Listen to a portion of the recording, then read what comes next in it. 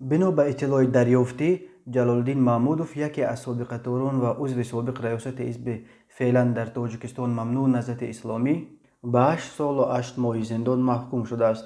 جلالالدین محمودوف که ماه فوریه سال 2015 با اتهام غیر قانونی نگاه داشتن سلاح دستگیر و به 5 سال زندان محکوم شده بود.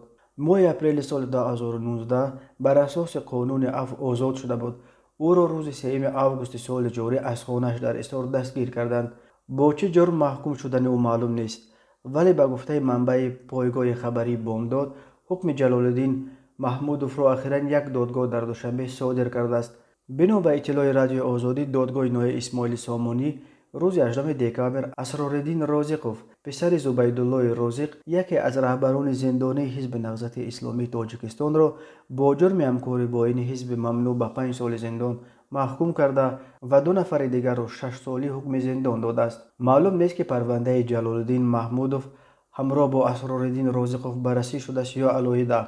جلالالدین محمودوف را روز 3 آگوست از منزلش در دهه چقرک در کنار شهر ایسار برای بازپرسی برده بودند و بعد چند ساعت منزلش را کوفت و کوف کرده کتابهایش را هم مصادره کردند.